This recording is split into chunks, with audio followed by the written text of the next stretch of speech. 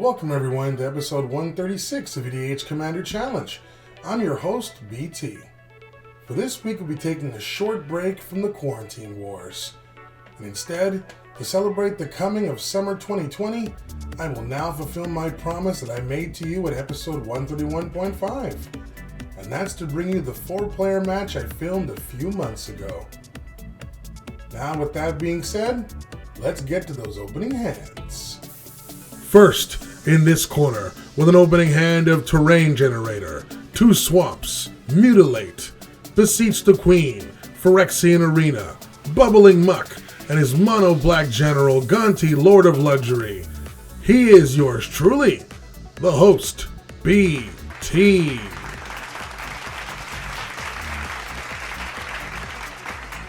Next, in this corner, with an opening hand of 3 islands, Captain's Claws, Mana Leak, Telling Time, Dig Through Time, and his mono blue general Talrand Sky Summoner. He is the unpredictable Gemi. Next up, in this corner, with an opening hand of 3 planes, Marble Diamond, Alliance of Arms, Soul's Attendant, Order of the Sacred Torch, and his mono-white general Major Teroh. He is normally our playgroup's Mr. Fetchland. He is Josh.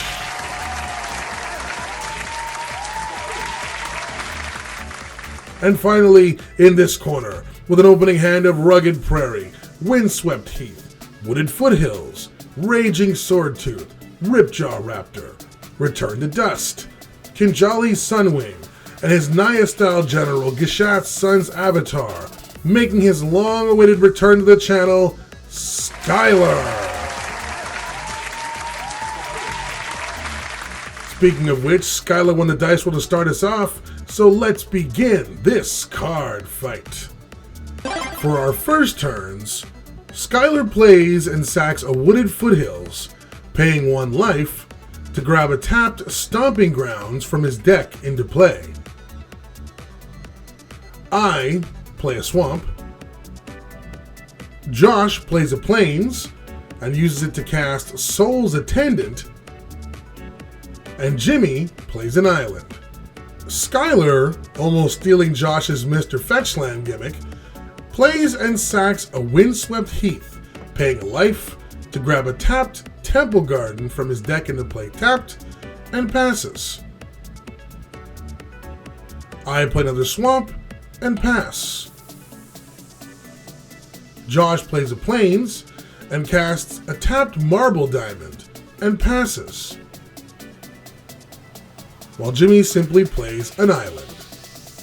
Skyler plays a Rugged Prairie and casts Kinjali Sunwing, but Gemi counterspells it immediately with a Mana Leak.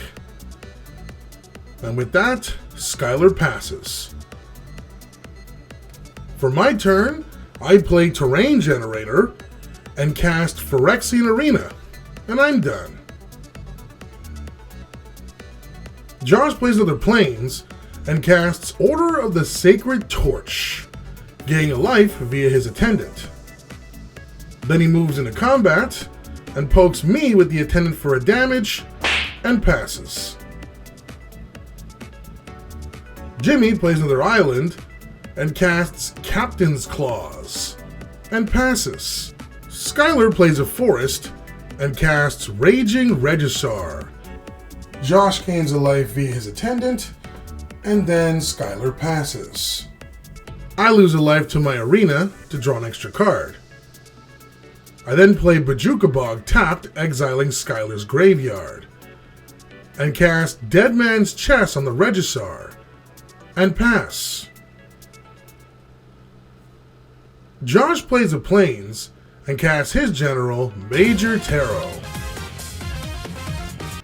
He gains a life from his attendant, then moves into combat and attacks Gemi with his attendant for 1 and passes.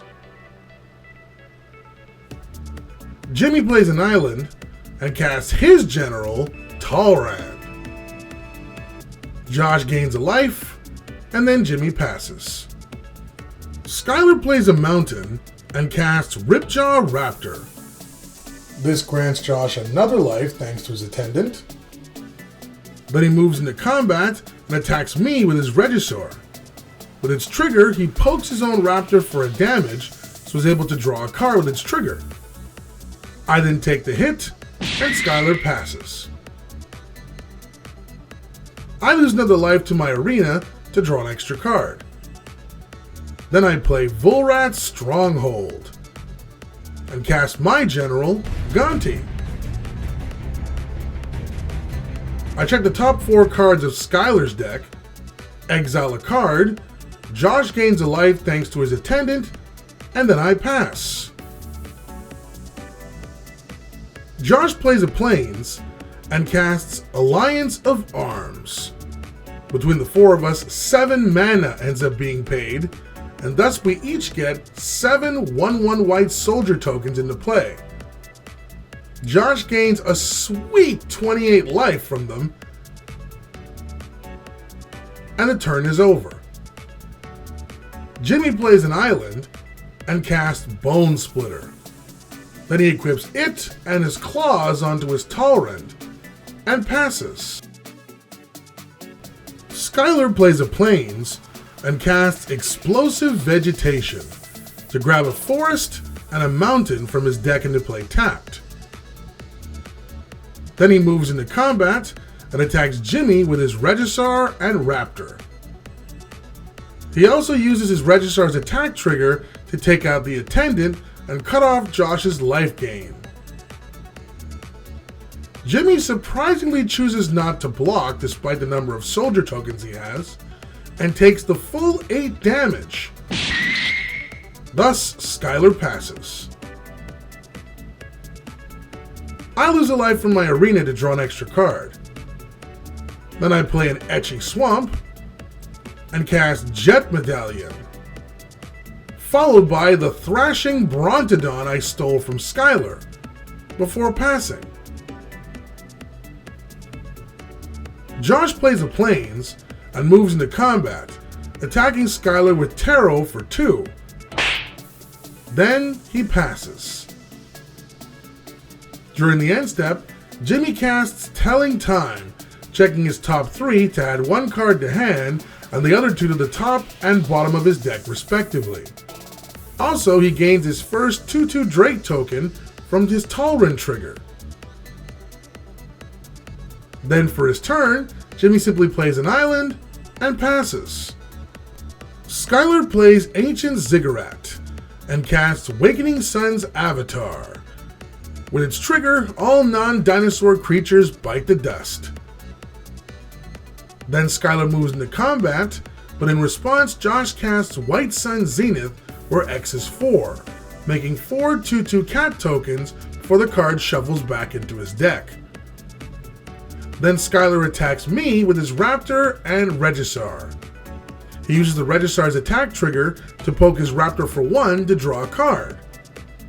I block the Regisaur with my Brontodon and sack it to destroy Josh's diamond. Then I take 4 damage, and Skyler passes.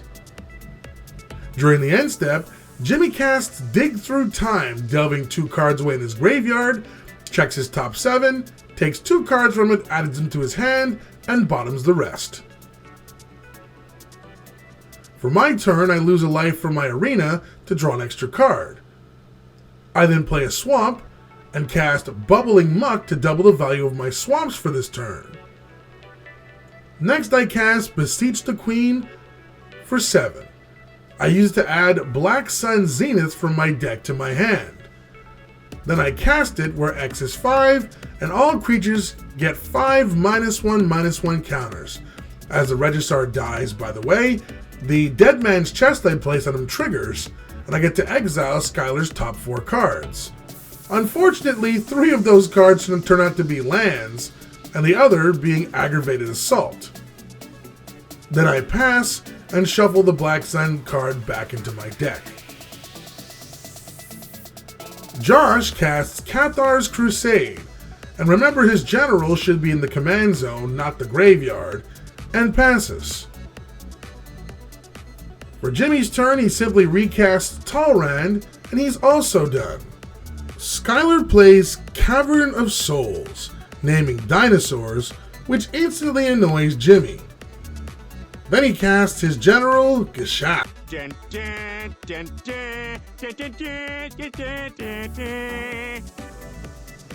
He then moves into combat and attacks Josh with it and his weakened avatar for 9 damage total. Then his Gishath triggers and Skyler checks his top 7 cards.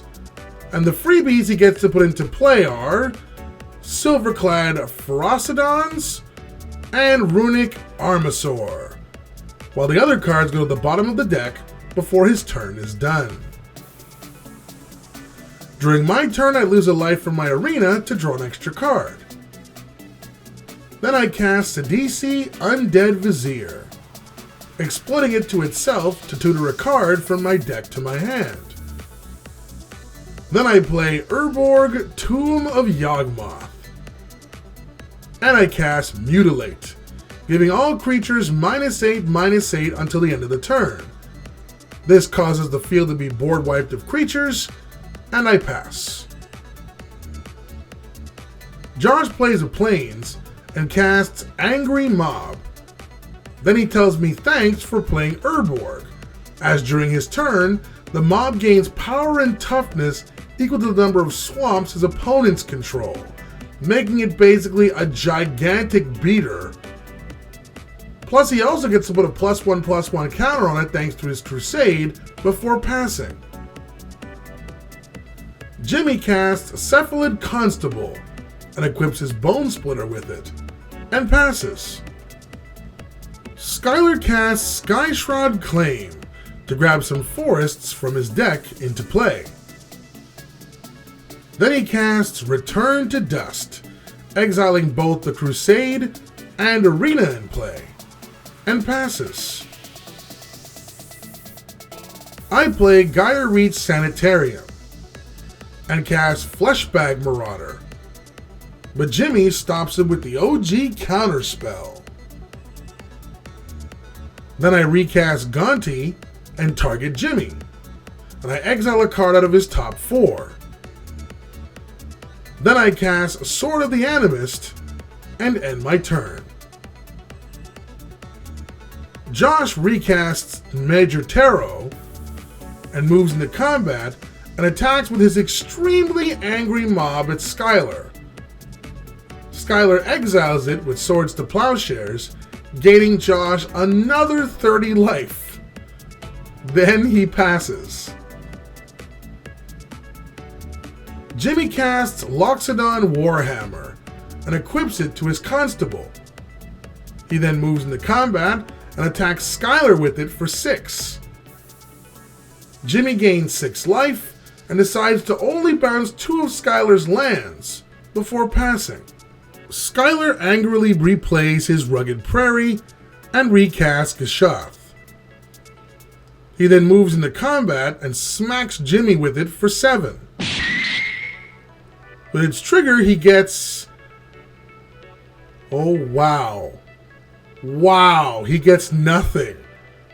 That's the first time I've seen the Gishath trigger whiff before with full damage. Well, Skyler passes after unfortunately having to bottom the cards. For my turn, I cast Grave Betrayal, followed by Merciless Executioner. With its ETB trigger, we each sacrifice a creature. I then gain Gemi's Constable, thanks to my Grave trigger, while the other creatures go to the command zone, and I pass. Josh plays a Plains and casts Avacyn, and passes. Gemi casts Blighted Agent, and equips both of his equipment cards to it, and passes. Skyler plays an untapped Temple Garden, taking 2 damage, and casts Raging Swordtooth, dealing all creatures in play 1 damage. Although I thought he said 2 damage. I should have been able to keep my Constable, but no biggie. At least I'll gain Gemi's Blighted Agent during the end phase of my turn. Then Skyler casts Polyraptor. He realizes if he had cast a raptor first, he would have gotten a free token, and passes. During my upkeep, I use my Volrat Stronghold to return my Merciless Executioner to the top of my deck, and in my main phase, I cast it. Gemi responds to the ETB trigger, however, and casts Reality Shift on Avacyn, exiling it, and has Josh manifest his top card. Then the Executioner has us each sacrifice a creature. During the end step, I'll gain control of the Sword Tooth, which will deal 1 damage to the board, granting Skyler a copy of his Polyraptor. But first, I cast Liliana Vess, and use her -2 to tutor a card to the top of my deck, and shortcut passing to Josh, where my Grave Betrayal trigger and effect occurs. Josh starts his turn by casting Purify to destroy all artifacts and enchantments in play. Then he casts Greater Realm of Preservation and passes. Gemi casts Fabricate to add Soul Ring from his deck to his hand. Then he casts it, followed by Corpse Cur, and passes. Skyler plays Wooded Bastion and moves into combat and attacks Liliana with both his raptors. I block them both, one with Gonti who has Death Touch, and the other with my stronger Sword Tooth. The raptors' effects, however, basically allow them to replace themselves when they take damage, so they both die, but he gets 2 new creatures. In his second main phase, he casts Ranging Raptors and passes. For my turn, I recast Gonti again and check Gemi's top 4, keeping 1 card exiled. Then I use Liliana's -2 effect to tutor again and shortcut to Josh and pass. For Josh's turn, he has nothing to do, so he just draws and passes. And for Gemi's turn, he once again recasts Talrand and passes. Skyler plays Firelit Thicket and recasts Gishath once more. Then he moves into combat and attacks Gemi with Gishath and his 2 Polyraptors, and also attacks Josh with his Ranging Raptor. Neither player declares any blocks, and Josh takes 2 while Gemi takes 17. With the Gishath trigger, from his top 7 cards, Skyler gets Burning Sun's Avatar, Charging Tuskedon, and Thundering Spineback all into play, and bottoms the remaining cards. With his Avatar's trigger, he deals 3 damage to Liliana and 3 damage to Corpse Cur, taking out both, before passing. For my turn, I start by casting Cabal Ritual, which has Threshold, so I gain 5 mana. I use 2 of it to play Night's Whispers to lose 2 and draw 2 cards. Then I play Cabal Coffers and use 2 of my 3 floating mana to tap it for 10 black. I pay 12 mana total to cast both Micaias the Unhallowed and Triskelion, a famous combo in black.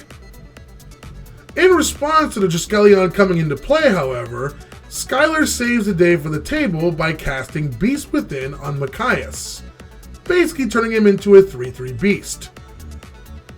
However, while he's indeed saved the day, I intend to claim the war. So I use 2 of the counters on Triskelion to shoot Skyler for 2, and then the last counter to kill Triskelion himself. Then I cast my backup plan, Living Death, which basically lets us swap our creatures in play with the ones in the graveyard, thus allowing me access to Triskelion and Micaias again. Thanks to Micaias' Undying effect, my Executioner and Fleshbag come back into play twice, forcing everyone to sacrifice 4 creatures.